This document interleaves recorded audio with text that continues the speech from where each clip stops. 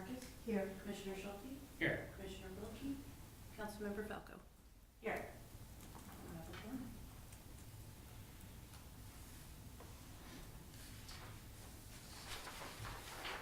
Did everyone get a chance to look at the minutes from the October 12th meeting? Okay. Any discussion? Can I get a motion to approve the minutes from the October 12th meeting? So moved. Thank you. Second. Oh, I did that too early. Okay. Any discussion? Chair Armstrong? You're voting to pass, or not pass, Yes. whichever your will may be. Commissioner Vasky? Commissioner Guzowski? Yes. Commissioner Shu? Yes. Commissioner Marcus? Yes. Commissioner Schulte? Aye. Passes.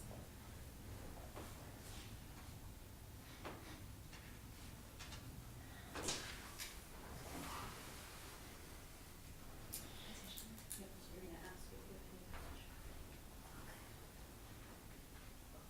Do we have any petitioners this evening? Here? Okay. So, name and address. Please state your name and address, please. You don't have, I mean, you can stand and be. Oh, my name is Emily Ward. I live at 34 Valley View Street. And then you just tell them, like, Yeah. oh, you're concerned. Yeah, sorry. You have the floor. I'm new to this. I'm here tonight because I'm concerned that there is not enough affordable housing for pet owners. According to the American Veterinary Medical Association, 56.8% of total households own pets. So according to Google, here in Oneonta, in 2020, the number of households was 4,585 households. And that would mean that if the national percentage held true for Oneonta, that would mean that 2,604 households in Oneonta have at least one pet. The problem is that there are not enough houses for people with pets, and I'm just hoping that that can be addressed. I, until recently, have been a landlord. I specifically bought a house as an investment property in order to rent to people with pets. But then difficulties with the human, not the pets, was the reason why my husband and I decided to sell the property. So unfortunately I'm not able to continue providing housing for people with pets like I would have liked to. But I wanted to be able to express my concern to you guys and see if there's a solution or solutions to this problem. Thank you. Appreciate it. Thank you. Thank you for coming tonight and bringing that up. There's a lot of issues we're trying to solve here, for sure. And want our members of our city to feel heard. And we have a lot of things to look at with this, landlord law and what's required. And do you have anything you would like to add, Mr. Mayor? I don't know. Steve Yearly is here, code, if there's anything that Steve would want to add to this. You have up to 3 dogs. No law in the city that prevents you from renting or leasing apartments with pets. Emily, do you find that were you a renter with pets? I was, Do you find like there's higher rent or there's security deposits or pet I- fees. I and all the found, changes. actually quite a lot of, it was very difficult for my husband and me to find a place to live when we first were going to move to the area. We had at that time 2 dogs and a cat, and we ended up having to rent a house that was the rent was higher than we could really manage, but it was the only place that we could find at the time that was outside of the city limits. But we wanted to live here in the city, and eventually we did find a house, and a good landlord that allowed pets in some of his properties. And then eventually we bought our own home, but yeah, it was very difficult. When we were looking for a place, to move to in the city, I was looking at the grossest apartments, in our price range, and anything that was a little higher than that, I don't think any of them were allowing pets. It was by chance that I found this particular landlord who does allow pets, so, and he only charged like $100 over the security deposit, for the pets. But I think that's the exception rather than the. So the only thing I would say, I will jump in real quick. I know that there's, the student housing market is very competitive, and one of the larger student housing landlords decided in order for them to be competitive and successful, they would offer and promote the fact that they're pet friendly. So, student housing is not, that's not what you're looking to have solved here. That's a whole other conversation. But as we do start to address and hopefully create something that looks like headway with our housing stock, and we wind up with a housing market that isn't driven so much by the rentees, but more by the renters, there's likely to be more competition, I would suspect, and if there is more competition, then it's probably likely that within that context, people will also look to the very same thing that the student landlord that I'm speaking about did, which is pet friendly is likely to get me, that rent. So I think as this commission is successful in starting to create more opportunity for housing just generally, that's likely to have some impact kind of tangentially on the issue. Can I just add one more thing? So I'm also a volunteer for Superheroes Humane Society, and my husband and I recently fostered 3 cats for a man who was either going to have to surrender his pets, or he just could not find a place to live that would allow him to keep his cats, and so we boarded them for him, and in talking with the person at Superheroes who was helping him during this time,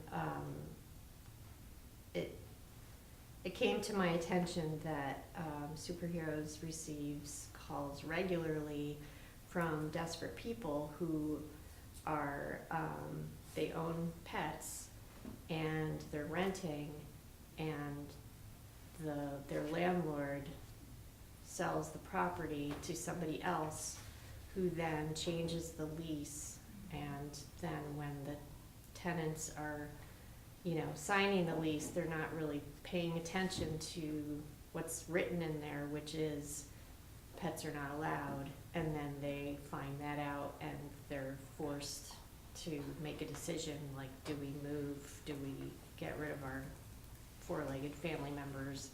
So that was kind of like the last straw for me when I heard that, and that's what drove me here. So I wanted to point that out too, that apparently that, I don't know, you know, it's, I don't have facts, you know, that I can, you know, show you that that's actually happening. It's anecdotal, but, apparently it's going on. I would, you know, generally, it's, you know, it's an inventory issue, and that is something we are looking and hoping to increase. And, you know, dictating to a landlord what they can and can't do with their own property, is tricky.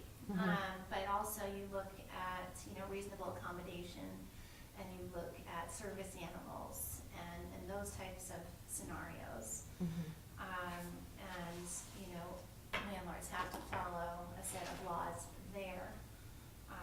But, you know, that's what we're trying to do here, is solve a lot of these issues. And so appreciate you being here, and would love to see you involved in one of our work groups. And, you know, where that would fit in. You know, maybe that's under the affordable housing component. It's a very valid point. I have a four-legged family member myself, so, you know, I understand where you're coming from. You know, wish there was, you know, in general, more inventory to, you know, for pet owners as well. So I'm just, you know, not I know I'm not gonna solve it for you today. No, I understand. But definitely, you know, good to bring up, and again, glad you're here.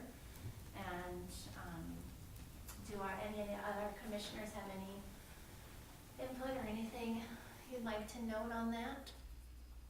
Have a question. Yes. I was wondering if, do you know, Mr. Mayor,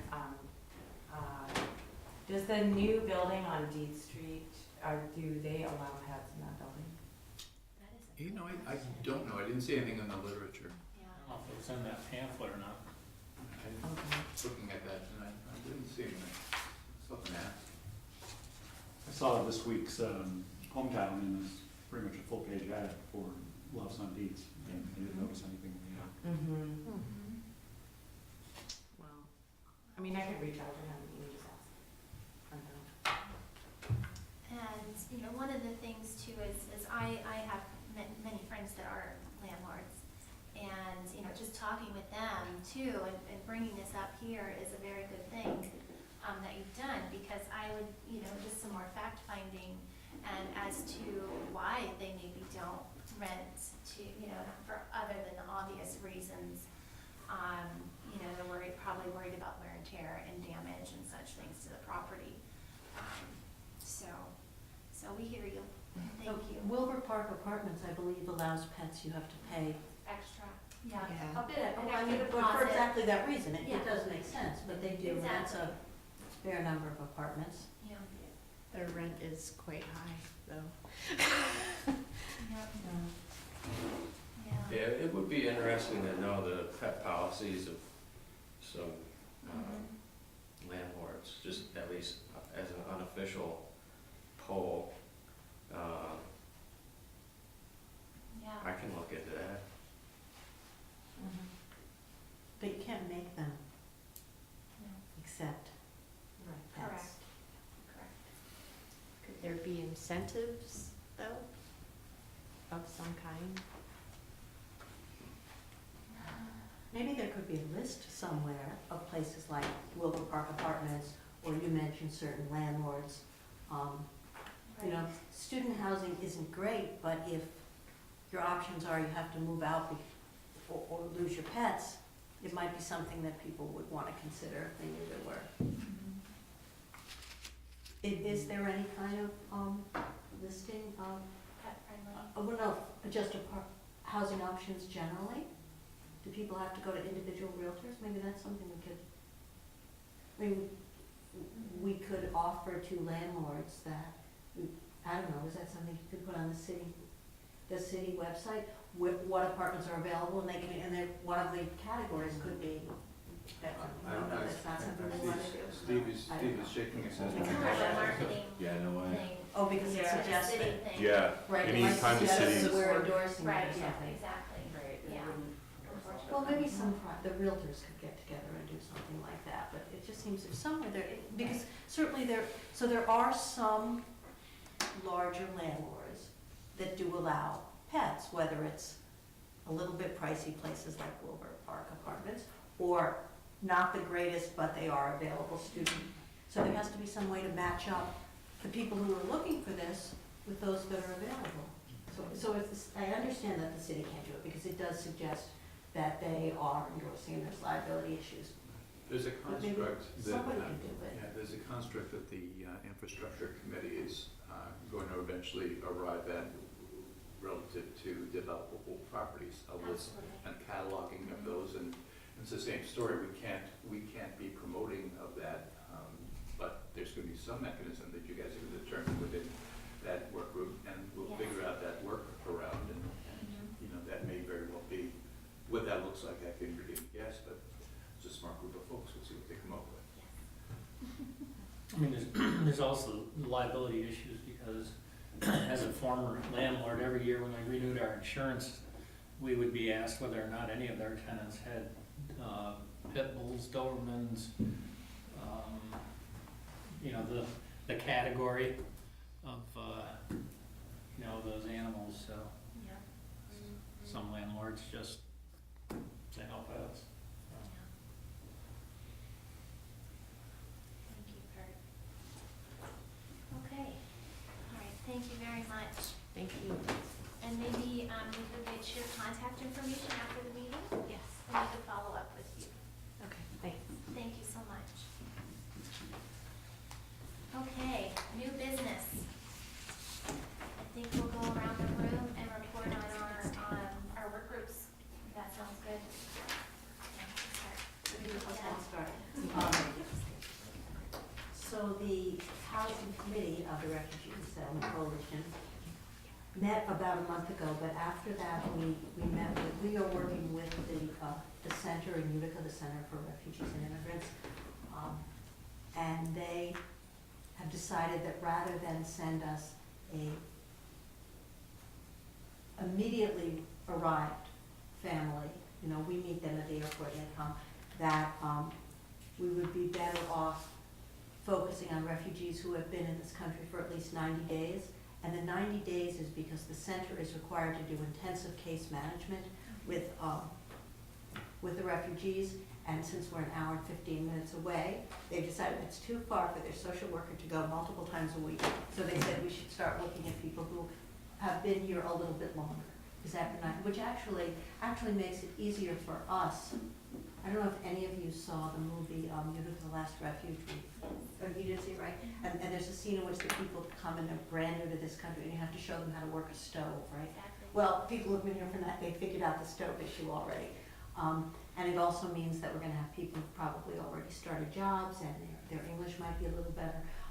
I tell you all that to say that we realize it's going to be a little bit more time before actually we have people coming. So while we continue to try to develop an inventory of housing options that will be available, we know we're not gonna need them immediately. So that's why the housing committee did not meet this. So it's going to be a little bit longer before we have somebody here. Thank you very much. Commissioner Shu. All right, smart growth. We met on October 17th.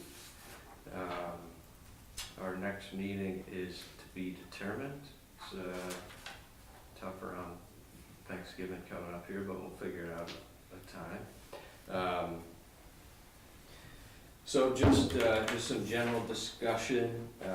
We talked about smart growth, kind of the overall concept. So, you know, housing is just one facet of smart growth. Smart growth also includes transportation, sustainability, infrastructure, good planning principles, should be financially sustainable, provide access to amenities, provide a sense of community, and put properties back on the tax roll. Also another general theme, housing should be a county initiative.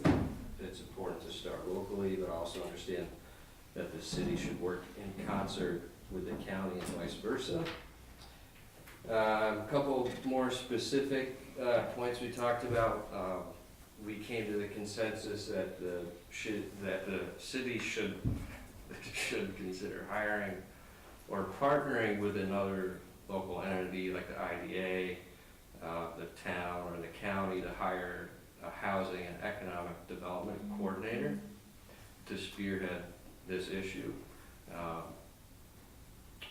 Arguably the two most important challenges that I would say, and the group, the Smart Growth Work Group,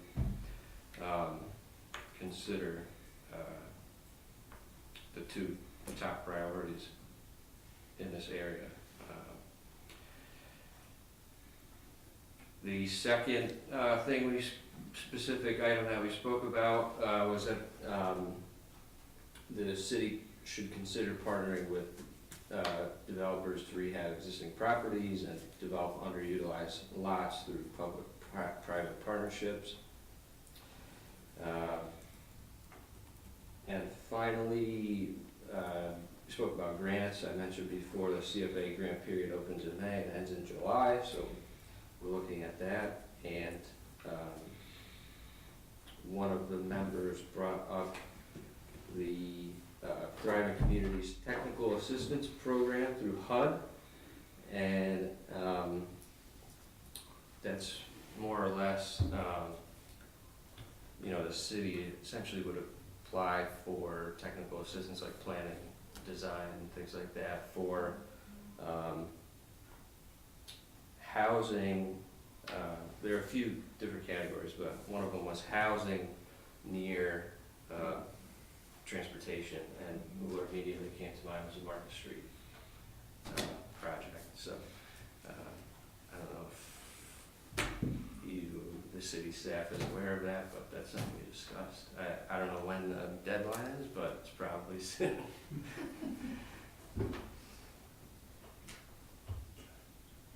So then one of the things we're really lucky to have is the attendance of both members of the Planning and Development Department, I guess we're calling it, right? And both Judy and Steve are probably able to, and I think everybody would encourage you to jump in on things that work groups are working on, so that they don't wind up going down any rabbit holes that they wind up wasting their time or disenfranchising them from their engagements. So Judy, I wonder, there were a couple of things that came up as conversation pieces in that work group, if there's anything that you would suggest to this work group that's, that is strategizing. Yeah, we have an RFP that went out today, request for proposals for an economic development consultant to assist us with economic and development and housing issues. We're looking for a firm that has experience in architecture, historic preservation, economic development, working with developers, housing, grants, the whole 9 yards. So the intention is to hire the firm that's selected, get them on board by January, and they'll be on an annual retainer. Okay, that was gonna be my next question, if there was a limit, or There's 10,000, we've budgeted in 2023 a $10,000 retainer. The budget has not been adopted yet though. If it is, then the retainer would be $10,000. They'd be assisting the city, but they would also be able to work directly with developers as well. And developers could pay some of the costs if they hire them directly.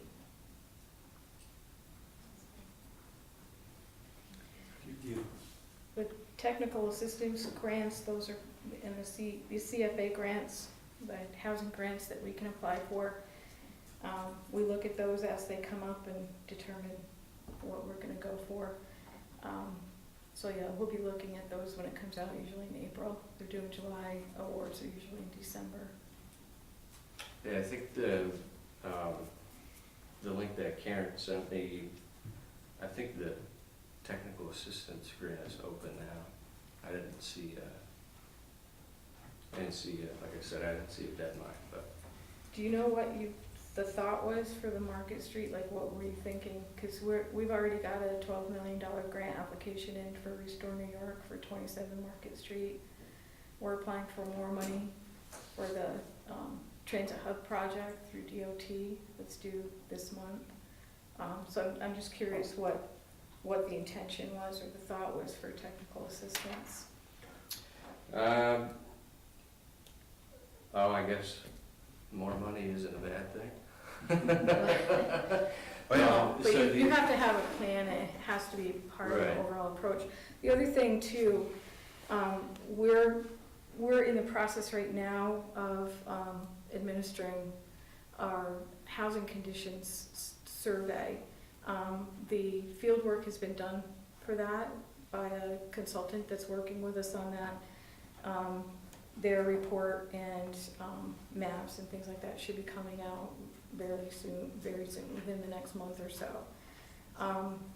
The housing condition surveys will help us determine where there are pockets of substandard housing, and it will identify, one family, two family, on and on. And it was a sidewalk survey, windshield survey, so it's from the outside. Codes office has a lot of information that we'll be including in there for the condition of the inside, if there's code violations and things like that. It won't be so that we can pick at individual homes. It will be so we can take a look at what the need is, so we can identify housing grants that we can apply for. This commission was formed because I really pushed hard for it back when Gary Herzig was here. One of the things I need help with is getting pre-applications and waiting lists set up for various funding programs that we can apply for. Up until a few months ago, I didn't have staff to help. It was just me, and it was one thing I just couldn't tackle. So I'm hoping that one of the committees, probably the Affordable Housing Subcommittee, could work on helping get the waiting list pre-application set up so we can show the need for these applications. Once we have that, we can, and the housing condition survey, we can be really looking at what our housing stock needs are and determining what applications we're going for on a better basis than how we've done it in the past, which is basically, oh, that came up, let's apply. It's a single family rehab grant. Well, I want to be more focused on what our needs are, what we have to prove the need, and then be able to get these applications in every year. So that data from that housing conditions survey, I'm hoping will be very helpful for a number of these committees. But like I said, it's not going to, like the mapping is not going to show each individual house that has a problem. It's going to be more of the areas that we have problems with. Yeah, so like I said, the technical assistance grant, it was, I think taking a look at 4 different aspects. I don't know all 4 of them off the top of my head, but if there's anything that would apply, just. So one of those technical assistance grants is to assist communities in developing smart code zoning maps and zoning ordinances. So that's one where it might be beneficial to us, but we would have to have the council give us legislative direction that they are willing to adhere to and agree with the principles of smart growth zoning. So that's one that we would have to convince the council that they wanted to apply for that grant, because before we can do the work for it, or before we want to commit to changing our zoning code, we have to make sure that the council's actually willing to pass that ordinance once it is developed. Is that a stipulation of it, or can you So- do it in phases? You have to agree to adopt a smart growth zoning code for them to provide you with the technical assistance. Before they know what it is? Well, so that the zoning ordinance they would develop would adhere to like higher density, so we would see more multifamilies moving into zones that we don't allow multifamily in. You're gonna see land uses that we currently don't allow in some of our lower density zones be part of that zoning ordinance. So making sure that the council is willing to pass that is something we would have to, I would want before we started dumping a lot of time into applying for grants and going through the process of developing this zoning ordinance, because it doesn't make sense to get a grant award and then do a bunch of work and then have the council be like, no way, Jose. Right. Cart So- horse theory. Yeah, so that's one of those where like, I think that if we wanna look at something like that, it's not that we shouldn't, it's that we should make sure the council is aware of it so that we can determine as a group whether it's worth applying for and developing that. And I just know that one specifically because I got an email about it. But a lot of communities have utilized, I mean, we've moved towards that direction with our downtown MU1 code. We actually formulated that code in-house, passed it in-house, did all the work for it in-house. And we've talked with the planning commission about expanding that code. So a technical assistance grant would be valuable to expand that code, but we just have to make sure that it's worth doing that before we, are awarded and this council has to sign a resolution saying, we're gonna do this, and then we turn around and don't do it. So that's one of those, yeah. I just want, this is an embryonic organism, right? I mean, we really are very much in that stage where you start to see, well, this is what this is gonna be. So you're coming back, so I'm just like a proud parent here. So your group has had some conversations that are now informed, or will be rather informed by the discussion that's happened here, and most specifically the discussion that was generated by Judy and Steve. So that will now help shape the direction of your group, and as all of the work groups should be aware, they are there to generate proposals that then come back to this commission, and then the commission is the commission. So if the council is going to wind up hearing something with the advocacy of this body, they're going to take it more seriously than, if somebody on the street comes up and says, I've got a great idea. So Judy and Steve both are, if this commission is operating as it seems to me clear it's going to, are going to be helped. It's clear that they are already engaged in a lot of this, and there's an educational component that's going to come with this as well.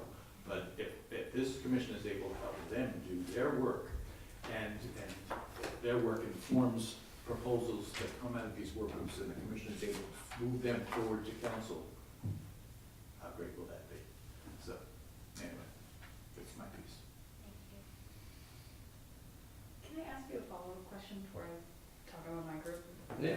If the goal is to increase density, which I assume is the goal, and Center City will most likely be the zone where that is impacted, is the Smart Growth Commission or committee, are you thinking about how will we better enforce property maintenance on multifamily homes, and how is that going to affect absentee landlords? Cause that's what my group is very concerned about. So maybe there's collaboration. Right, available yeah, there? that has definitely come up, yeah. That's where my thought goes, is, oh, great, more. Okay, one point. Jerry, you talked about job sharing in a position that seems kind of similar, Judy, to what the position you're applying for. Is that something that would be worth considering, job sharing with, see if the town of Oneonta wants to be part of hiring somebody to be a housing expert with us? Because in our talks about senior housing, it's very hard to stop talking when you get to the boundary with a town or the rest of the county, really.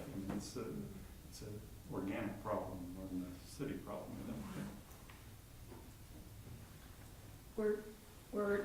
We haven't talked about hiring someone. We are in the process of hiring a consulting firm to assist our department. Okay. We have not had hiring staff on on the radar. We just staffed my department with the budget that we have. I don't know. We have been talking about, working with, the county, the IDA, NAPSIO now, on various things relative to economic development. So yeah, I think that will continue, and probably with housing.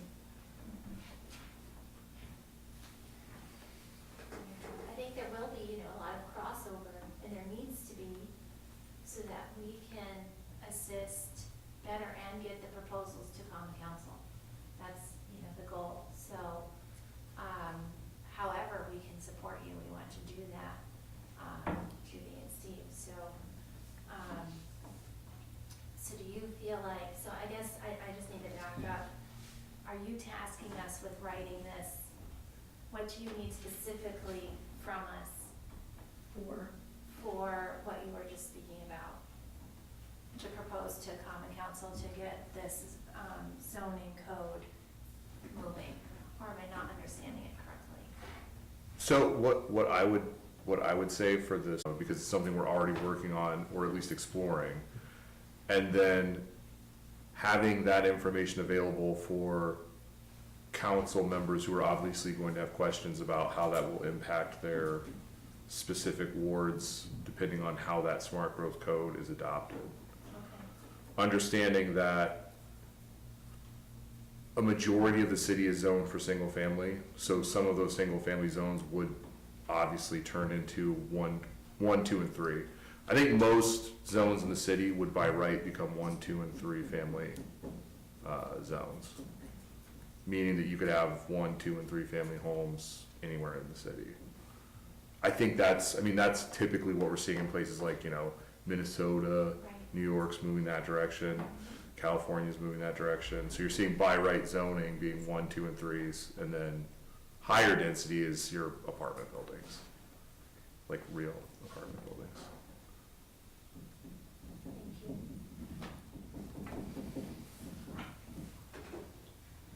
Okay. Are you ready? And, so the neighborhood improvement work group met on October 19th, and Stephen was nice enough to join us and answer a whole lot of questions from folks. Mainly we went through the collective questions that you all had emailed, I think 2 weeks ago, for the answers, so we got kind of the long version of that, which was really nice.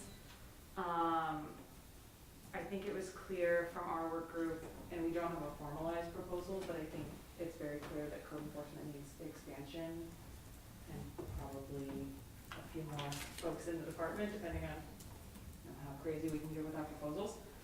But the next time we meet, which is next week, I believe, on Wednesday, we are bringing ideas for solutions to some of the issues that are presented with current code, or just the challenges, I shouldn't say the issues. And also another thing folks are looking at is like how to raise awareness in the community on a grassroots level. So it's less formal, but they're just wondering like, how do we let our neighbors know that like, you have to call code right now, to report an issue, because of the limitations of having a very small department. Cause I don't think that everybody is aware of that. I wasn't aware of that. So that's mainly what we talked about. We kept Stephen for probably 2 hours answering questions. And so next time we are talking about solutions. And my other question is there a format in which we should be submitting proposals to this group? Do we want a drafted proposal? Do you want a slideshow? Do you just want an idea that we talk about?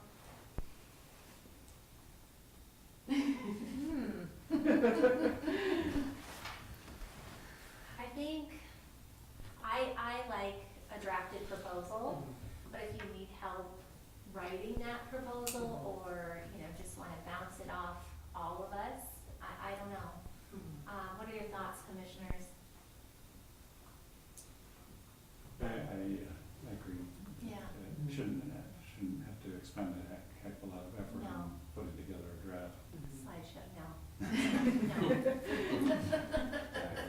I appreciate that a lot. I think a draft proposal to bring here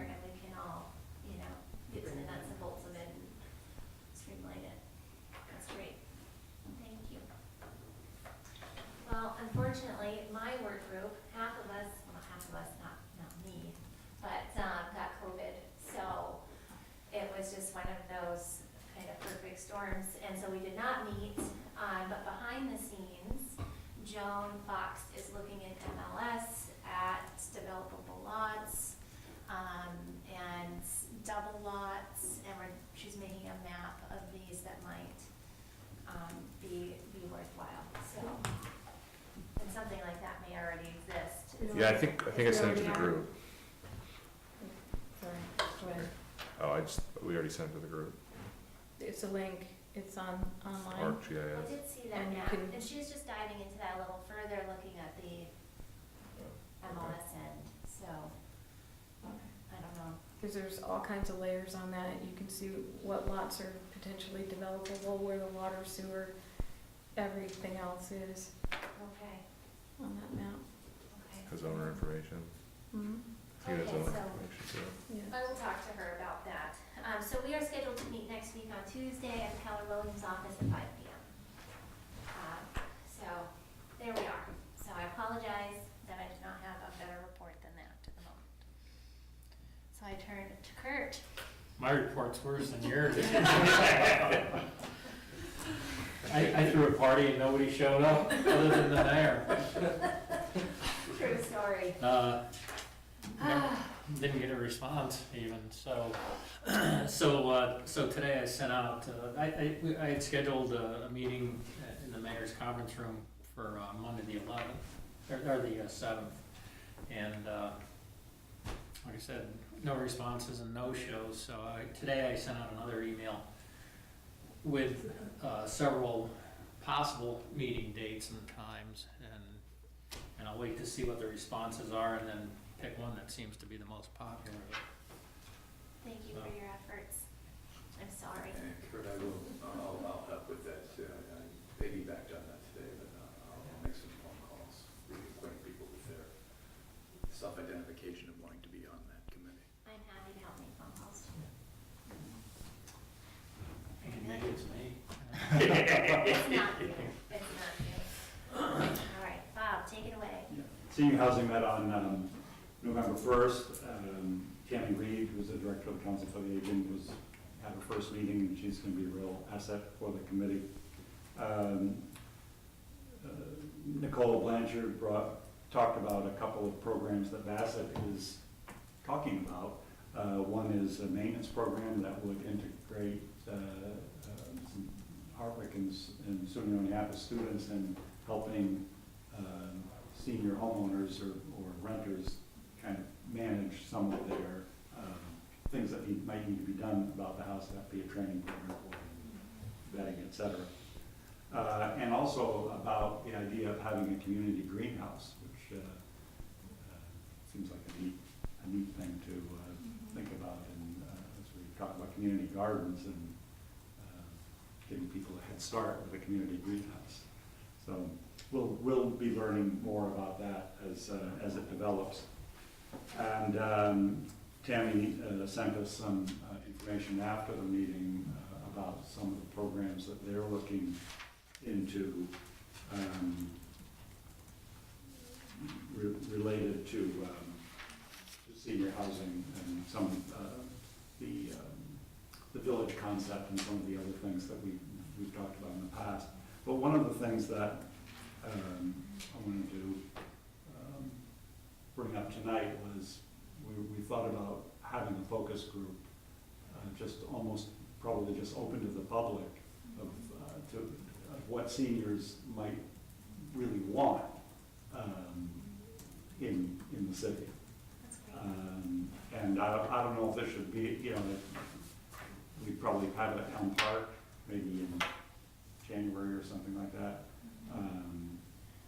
And does that sound like something that would be okay to do, or?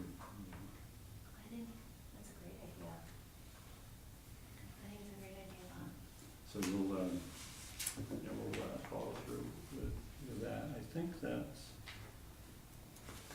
about it. I think it's so important to know what our community wants to see. And they might have some ideas that. Exactly, that spark the imagination too. So that's great. Very good. Okay. Any discussion, any questions for anyone, for me, for your commissioner? commissioners on their work groups? Okay. Alright, so we'll move on to open discussion. So I put December meeting on the agenda because I wanted to see what your thoughts were. I want to have the December meeting, but because it would be the second Wednesday, it would be the 14th. We're getting close to the holidays and everyone's busy, so I didn't know if we could keep it for the 7th, potentially, that first week of December. So I just wanted to discuss that, or we can leave it where it is on the 14th, if that's good for everybody. Either one's fine for me.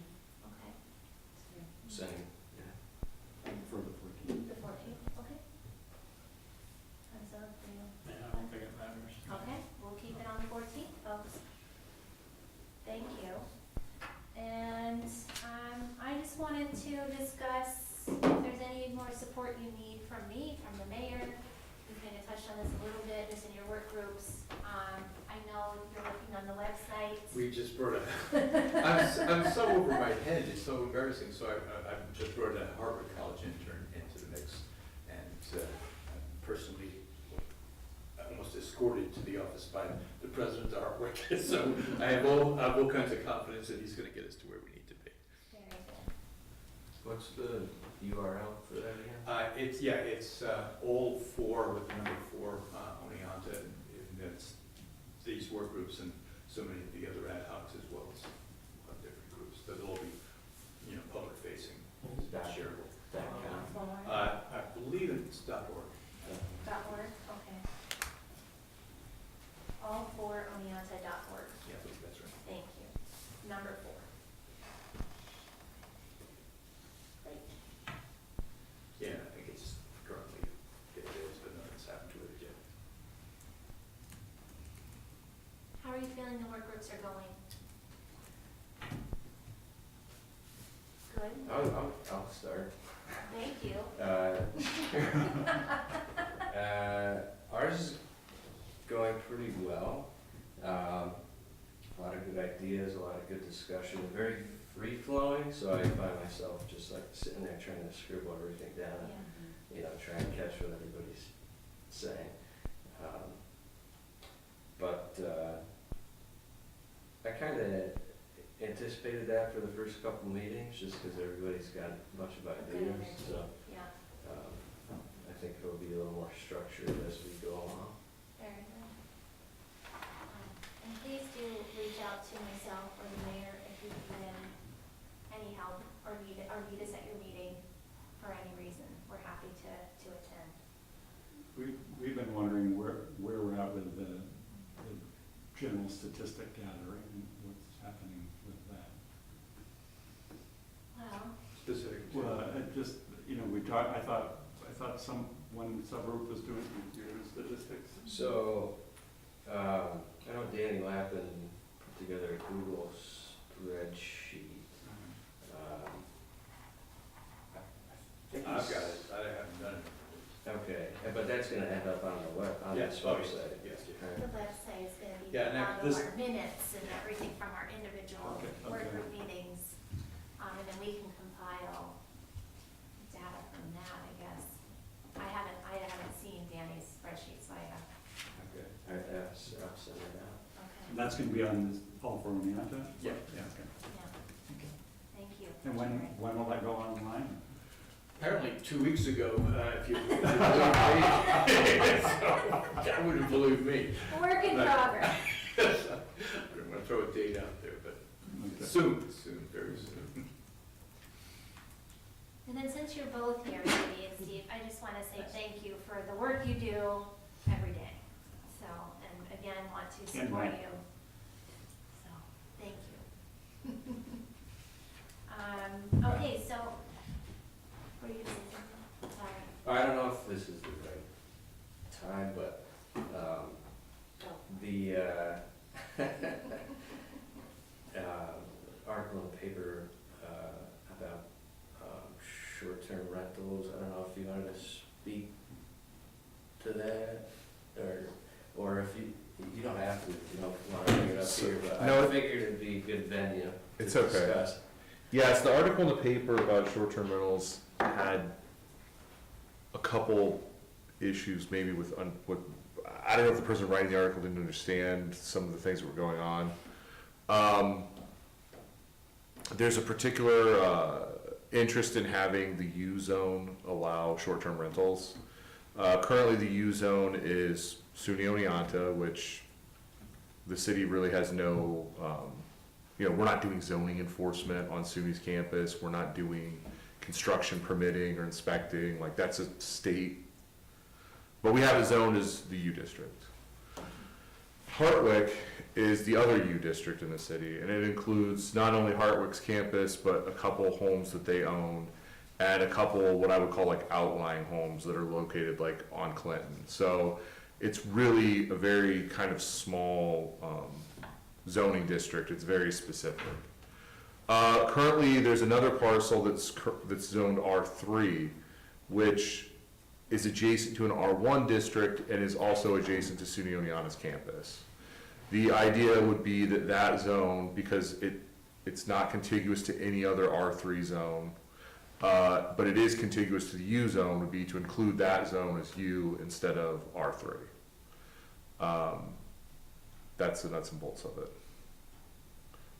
So it's basically a simple zoning change. We're theoretically recommending the change from a high density zone to a U zone, because SUNY Oneonta is adjacent to a zone that is, for some reason, was not zoned U to begin with. The U zone allows dorms, apartment buildings, all the same uses that the R3 zone does allow. There's just some like slightly different, like it allows dorms specifically. So it's, the interest is that if facilities like Hartwick or SUNY want to rent out short-term rental in the summer, they can use their facilities or other apartment buildings that are typically rented to students only on essentially 9-month rentals, could utilize their facilities in the summer, and that would theoretically reduce the demand for baseball rentals in the actual center city and like neighborhoods like we see now. So in theory, what we would see is places like maybe Hartwick, SUNY Oneonta, who I'm sure probably already has some sort of, they have a baseball camp anyway, and a facility like maybe like Hillside Commons that is already only renting seasonally essentially. They could then use those facilities to take some of that burden off of, or reduce the demand for short-term rentals on places like Center Street. Hillside Commons they're 12-month leases. Right. What's on that R3, what's in that R3 zone now? Is there anything that? It was zoned R3 to accommodate the construction of Hillside Commons. Oh, okay, so, all right. There's one other apartment structure up there, but they basically zoned it to accommodate or to mirror the structures that were already there. Is there, trying to picture it, is there any other developable land in that zone? So there's potential that you could build additional like structures there. The people that developed Hillside Commons have not had any interest in doing that. But it could theoretically be developed for additional housing. They own pretty much that whole? There's a couple parcels up there. Yeah.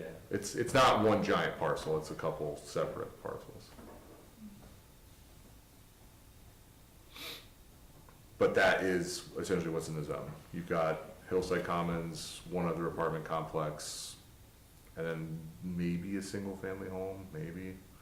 But it's mostly just, so in theory, on that site right now, if you left it R3, you could still build apartment buildings up there. Right. It's not a massive change in land use, and it's contiguous to the zoning that's already in existence around it. So instead of having this weird high density zone that's adjacent to the university and then adjacent to a low density zone, you would be bringing that kind of in more conformance with what's already there and what it's already being used for. Yeah, I would jump in too and just say that taking the stress off of the center city relative to its housing stock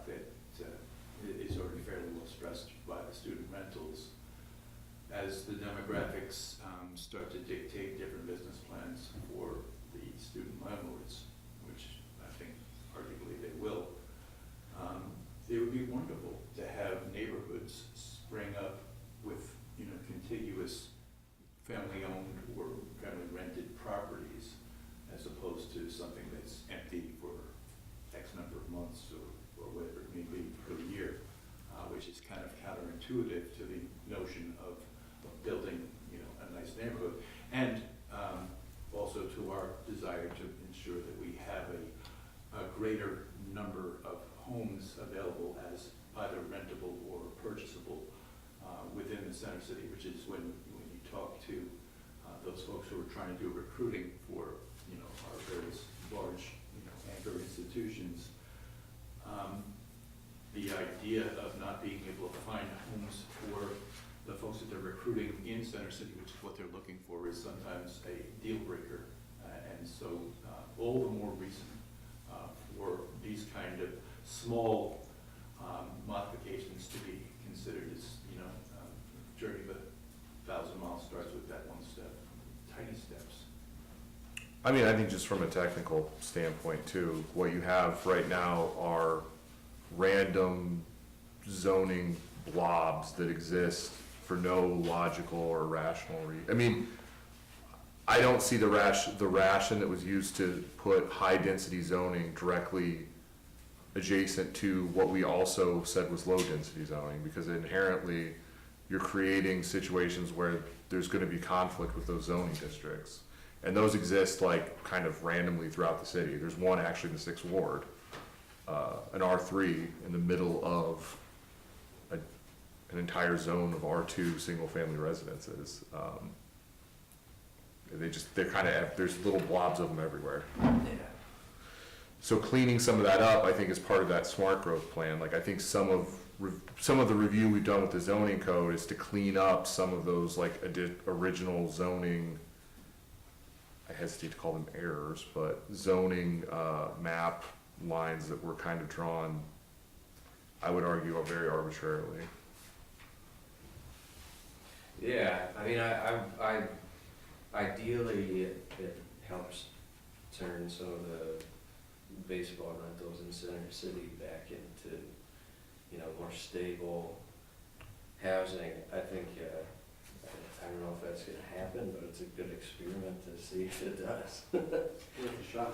I mean, I think increasing the number of available units in a market will eventually break it. So like, right now,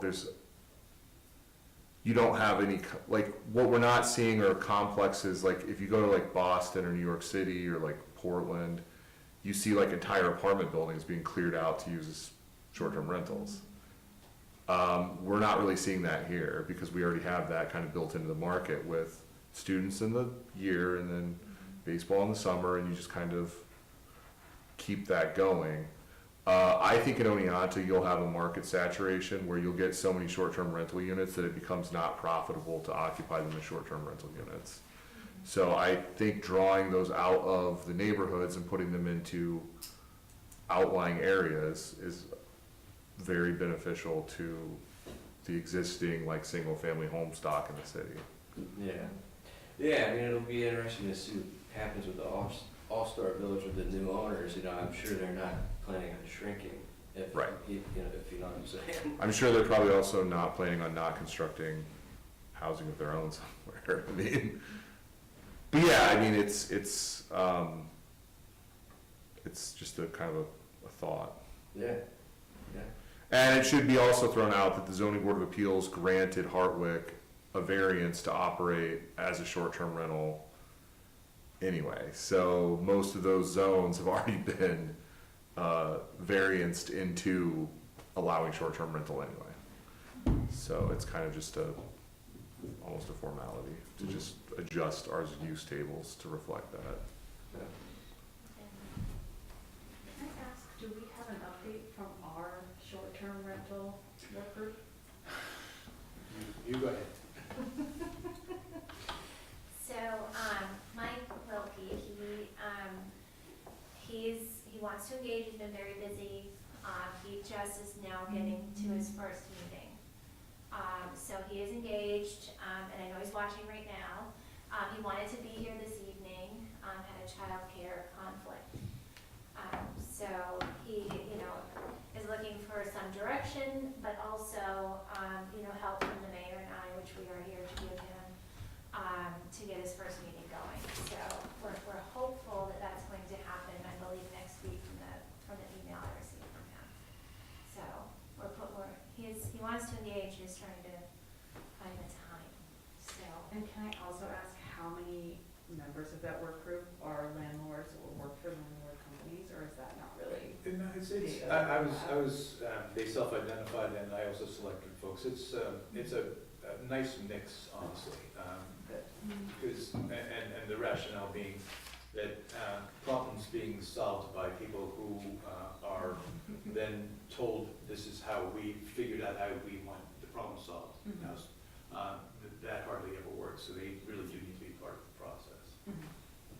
I think we issued like 58 short-term rental permits in the last year. They're good for 6 months. So some of those properties were issued 2 short-term rental permits in that 12-month period. So we issued I think it was like 58. I think I included in that answer to the questions. And we issued approximately, I'm gonna ballpark it, but it was about $17,000 in penalties for not having a permit for short-term rental. So it's very profitable for us, for people not to get permits. So, good question, Hannah. Okay, I have, and my next item is the, subject of a vice chair. That's not on your agenda, I added it to mine. Just in the event that I cannot chair the meeting for whatever reason, I have a small child, and, life happens. So, wanted to, discuss that with the commission. I'm not sure maybe the process of, electing a vice chair and how that would all. So there's typically a nomination from the floor. Someone would nominate someone to serve in that capacity. There would be a motion, a second, some discussion, and then a vote. Can the chair nominate? Okay. You're a voting member. Thank you. Is there anyone interested in being it? I guess I would nominate, there's so many wonderful people here, it's hard to choose, all of you, no. I guess I would call upon Jared Shu to be my co-chair of the Housing Commission. What do you say? Can I second that? You can. Sorry, Jared.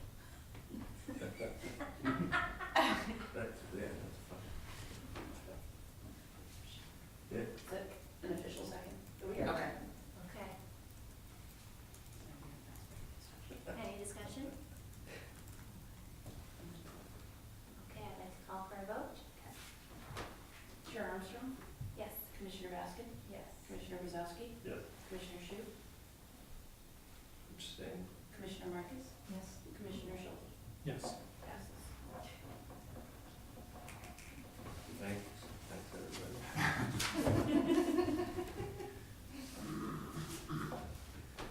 Okay, any further discussion?